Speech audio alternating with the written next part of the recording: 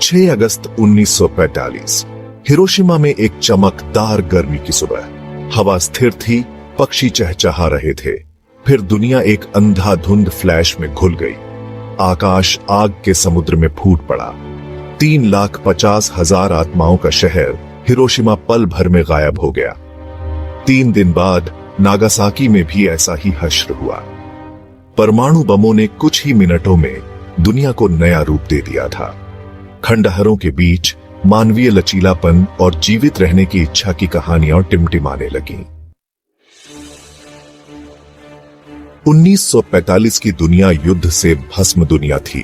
द्वितीय विश्व युद्ध अभूतपूर्व पैमाने का एक वैश्विक संघर्ष जिसने राष्ट्रों को तबाह कर दिया था और लाखों लोगों की जान ले ली थी। यूरोप के युद्ध के मैदानों से लेकर प्रशांत महासागर के द्वीपों तक युद्ध की छाया पड़ी थी। आक्रामकता से शुरू हुआ और नफरत की विचारधाराओं से भड़का यह संघर्ष मानवता को कगार पर धकेल चुका था। जर्मनी, इटली और जापान के नेतृत्व में धुर शक्तियों ने बल के माध्यम से विश्व व्यवस्था को फिर से आकार देने की मांग की। संयुक्त राज्य अमेरिका, ग्रेट ब्रिटेन और सोवियत संघ के नेतृत्व में मित्र देशों की सेनाओं ने इस अत्याचार का विरोध करने के लिए संघर्ष किया। जैसे जैसे युद्ध आगे बढ़ा, तकनीकी श्रेष्ठता की होड़ तेज होती गई। गोपनीयता में डूबा परमाणु बम का विकास दोनों पक्षों के लिए सर्वोच्च प्राथमिकता बन गया। दांव पहले से कहीं अधिक थे। विनाश की संभावना अकल्पनीय थी। मित्र देशों की सेनाओं का मानना था कि जर्मनी अपना परमाणु बम विकसित कर रहा है, इसलिए उसने मैनहट्टन प्रोजेक्ट में भारी संसाधन डाले, जो पहले हथियार विकसित करने के लिए एक शीर्ष गुप्त कार्यक्रम था। उनसे अनजान जर्मनी का परमाणु कार्यक्रम बहुत पीछे था।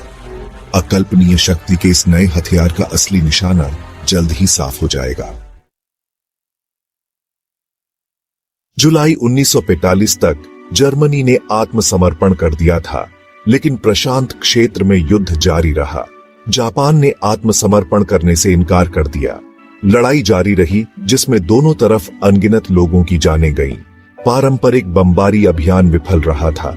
नव विकसित परमाणु बम एक संभावित समाधान के रूप में उभरा। इसके उपयोग के समर्थकों ने तर्क दिया कि यह जापान के तत्काल आत्मसमर्पण के लिए मजबूर करेगा। राष्ट्रपति ट्रूमैन ने अंततः परमाणु बमों के उपयोग को अधिकृत करने का निर्णय लिया। दुनिया एक नए युग की कगार पर खड़ी थी, जो हमेशा के लिए परमाणु की छाया से चिह्नित थी। एनोला गे, एक B-19 बम वर्षक, हिरोशिमा के ऊपर साफ सुबह के आकाश में उड़ा। सुबह 8:15 बजे लिटिल बॉय नामक बम गिराया गया। दुनिया फट गई। गर्मी की एक लहर इतनी तीव्र थी कि उसने स्टील को पिघला दिया और रेत को कांच में बदल दिया। हिरोशिमा का दिल, 4 वर्ग मील से अधिक का क्षेत्र, तुरंत एक उग्र नरक में बदल गया। जो लोग विस्फोट के सबसे करीब थे वे वाष्पीकृत हो गए। उनकी परछाई फुटपाथ पर गिर गई। 3 दिन बाद 9 अगस्त को दुनिया ने डरावनी निगाहों से देखा, क्योंकि इतिहास खुद को दोहरा रहा था। क्यूशु द्वीप पर एक घाटी में बसा नागासाकी शहर परमाणु बम का दूसरा निशाना बना। फैटमैन प्लूटोनियम बम ले जाने वाले बम वर्षक बॉक्सकार को प्राथमिक लक्ष्य कोकुरा के ऊपर बादल के आवरण का सामना करना पड़ा। 1 घंटे तक चक्कर लगाने के बाद ईंधन कम होने पर वे अपने द्वितीयक लक्ष्य की ओर मुड़ गए। सुबह 11:02 पर नागासाकी के एक औद्योगिक क्षेत्र उराकामी नदी घाटी के ऊपर बम विस्फोट हुआ। प्रभाव विनाशकारी था। हालांकि पहाड़ी इलाकों ने शहर के कुछ हिस्सों को विस्फोट की पूरी ताकत से बचा लिया था। फिर भी नागासाकी में तबाही ने हिरोशिमा की भयावहता को प्रतिबिंबित किया। हजारों लोग तुरंत मारे गए, उनके शरीर राख हो गए, इमारतें ढह गईं, आग भड़क उठी और रेडियोधर्मी तत्वों की काली बारिश ने हवा और पानी को जहरीला बना दिया। जीवित लोगों ने मृतकों से ईर्ष्या की।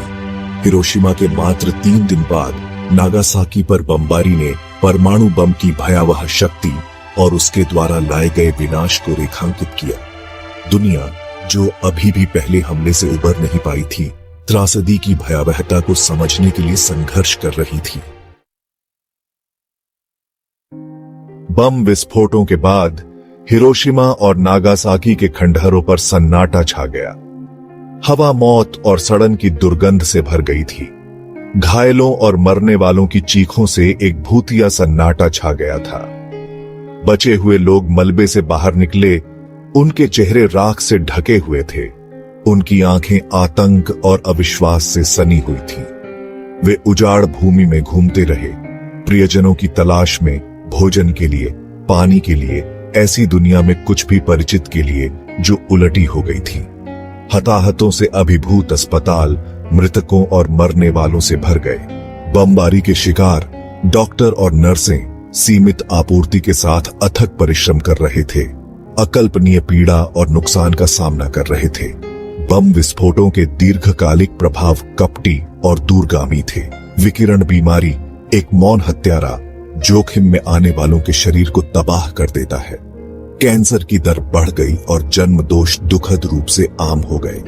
मनोवैज्ञानिक निशान, उस भयानक दिन की यादें आने वाली पीढ़ियों के लिए बचे लोगों को परेशान करेंगी। बम विस्फोटों की खबर जंगल की आग की तरह पूरी दुनिया में फैल गई। सदमे, अविश्वास और भय के मिश्रण के साथ मुलाकात हुई। दुनिया विनाश के पैमाने और इस भयानक नए हथियार के निहितार्थों को समझने के लिए संघर्ष कर रही थी। कुछ ने बम विस्फोटों का जश्न मनाया, यह मानते हुए कि वे एक लंबे और खूनी युद्ध का त्वरित अंत लेकर आए हैं। दूसरों ने नागरिक आबादी के खिलाफ इस तरह के हथियार का इस्तेमाल करने की नैतिकता पर सवाल उठाते हुए उनकी बर्बरतापूर्ण हरकतों की निंदा की। बम विस्फोटों ने परमाणु हथियारों की नैतिकता के बारे में एक वैश्विक बहस छेड़ दी, एक ऐसी बहस जो आज तक जारी है।